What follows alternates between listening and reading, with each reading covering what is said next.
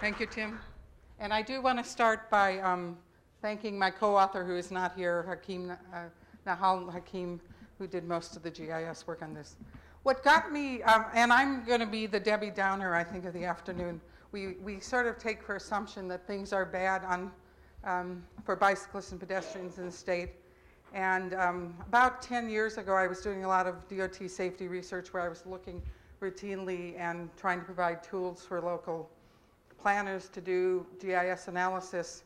And I had not looked at the data in about 10 years. I'd been working a lot on safe routes to school, and the good news there, which I'll share briefly, is that in a recently published study that I did with several researchers throughout the country, looking at the Safe Routes to School program in Florida, Washington, D.C., Oregon, and Texas, we showed the importance of encouragement, education, and infrastructure improvements on bicycle and pedestrian improvements, with an 18% relative increase in bicycling associated with infrastructures, and a dose response, meaning that it increased year by year for encouragement, enforcement, and education programs. So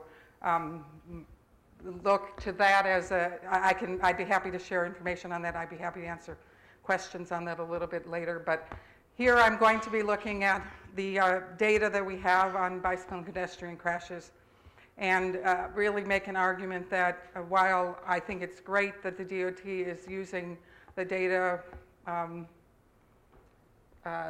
at local level and at the county level, I think it's probably important to really look at why Florida is so bad for bicyclists and pedestrians across the board. And I have not looked at this data, and sadly enough, what we look at here, and this is from looking at 5 years. Some of the data is we're looking at 4 or 5 years. And this is taken out of a Signal 4 analytics program that my colleague Ilir Baileri has generated at the University of Florida. But if you look at this, we're talking in the range of 8,000 crashes a year involving pedestrians, and another 4,000 to 6,000 involving bicyclists. I should note that they changed some of the reporting starting 2011, so there may be some static in the data associated with changes in reporting.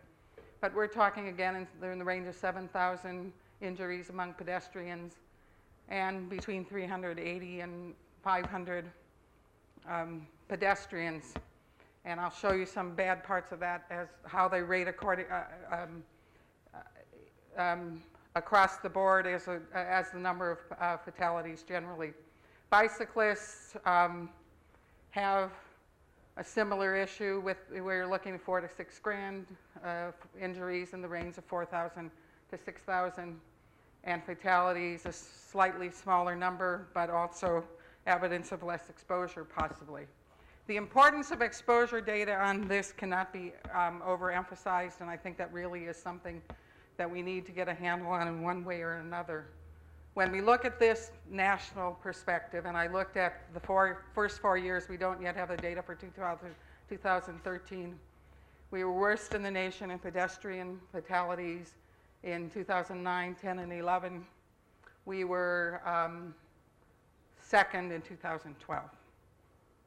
And this is per population. It's per 100, so it's population related, not necessarily exposure related, going to the comment that Tim began this discussion about the fact that we have all sorts of people within the state. And for bicyclists, and we're talking about in this range of 4 to 500, but this is a number that we ought to really take seriously. We're talking about 1/5 of all our fatalities being among pedestrians.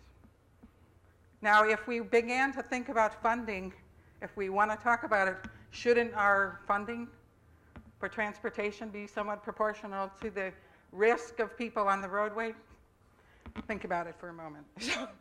And when we begin to look at bicyclists, we're worst in the nation, 2010, 11, and 12. Fifth, I believe, because the numbers were relatively close in the 2009. And again, between 3 and 5% of all fatalities. Again, wouldn't you love to have 3 to 5% of the funding for transportation? This is showing the location of crashes throughout the state, and not surprisingly, it is somewhat related to urban centers. I looked a little bit at that, a little bit more closely, and tried to look at some normalized data coming out of that. This is only the location of crashes. About 2/3 of the crashes are in cities, what's classified as cities in the DOT database. About 1/3 are in rural areas. And while that may sound proportional, I would presume that they may be higher rates in rural areas because of the higher speeds of traffic in that area. So when we began to do some normalization, you see this is the actual annual average number of crashes. And again, you can see the I-4 corridor here. You see the heavy population in southeast, Tallahassee and Pensacola stick out here. When we begin to normalize it for population, a different image emerges. And you can begin to see, for instance, from a pedestrian perspective, Orange County and Escambia again. That may be due to exposure. That may also be due to less safe conditions. And I'm going to suggest that as we move forward, that there really is some need to begin to understand that. One of my questions on pedestrians has always been what percentage of those pedestrian crashes are associated with transit users, people who on one end of a transit trip they're safe, on the other end they're looking at walking across a 4, 6, 7, 8 lane roadway in order to get to where they're going.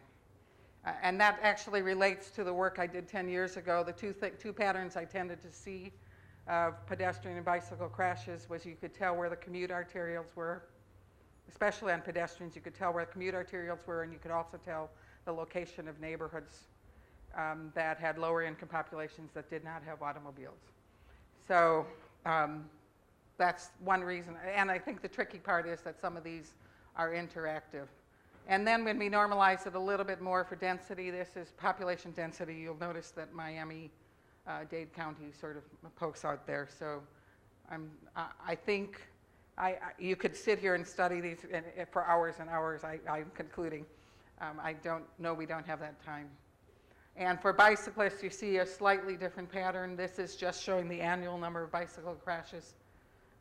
This is what happens when we normalize it for population, and you'll notice here, even at this point, Alachua County, our Key West pop out. And again, when we normalize it by population density, Alachua County sort of, you'll notice again the I-4 corridor, again the higher areas of population. So here's some other things I wanted to look at. And one of the things, many years ago, I was looking at some general transportation data, which I wasn't able to find this time around, but that was showing that to some extent Florida had this sort of, if you looked at the percentage of roadways within the state, we seem to have a very high percentage of these sort of major urban arterials, and on a lane mile, from a lane mile perspective, we seem to have fewer local streets, for example. I wasn't able to find that, but one of the things I do want to do in this data, so we did map the locations of crashes, and this one is in particular is on local streets, the highest numbers. The next highest is the state road, and then county roads. Parking lots, which may become less important with some of the data formatting, and increases on U.S. highways. The other thing is that we noticed in looking at the data is that the at intersections are diminishing as a percentage, whereas not at intersection. And this is actually looking at both bike and ped crashes. So these are some, what I would say is we're in the phase with the student I'm working with. We're in the phase, I had another student who did data mining of all the crashes in the state, and he found, using data mining techniques, that there was something significant about the bicycle pedestrian crashes in the state that led them, they really sort of pulled out of the data separate from any of the activity around automobiles. So I'm pointing out the need to really begin to dig in and go down another level. When we look at changes in bicycle and pedestrian crashes, and this is by location, You're seeing increases on the interstate, but that's from a very small number. This is over the 5-year period. And you're seeing increases in everything except the driveways and parking lots, possibly a function of the reporting in the system. But it's slightly different pattern when you're looking at bicycle crashes, many more on the local streets. A decline on the local streets, increases on most other kinds of streets, an increase in parking lots, and a decline in private roadways. Some of that may be related to the instability and the randomness within the data, but that's really the art of data analysis, is figuring out where you've got patterns and where you don't. When we begin to look at it by age, and this sort of goes to Tim's opening remark about visitors to the state, but we begin to see slightly higher patterns among the 20 to 34. What we again don't know is how that relates to exposure, and somewhat of a clustering of other population ages, and then 65 and above, the lowest grouping here. But when we're looking at bike crashes, again, 65 and older, much lower. Again, possibly related to people reducing the amount of bicycle riding they do as they age. So basically, if we look at this, I attempted to give you an overview of some of these things, but my goal is to continue to work with the student and begin to use other techniques to think about the changing pattern of intersection versus non-intersection by location, by both kinds of roads, city versus rural area, age and experience, by facility design, that whole grouping of people who don't own automobiles, how does that really influence? I think the program that Julie discussed is a classic example where you can help within that context. I was not surprised to learn how many people in some of her groups do not own an automobile, although I think we have an interesting dilemma now with not dilemma, but in terms of understanding behavior, is the 20 and 30-somethings who are driving at lower rates.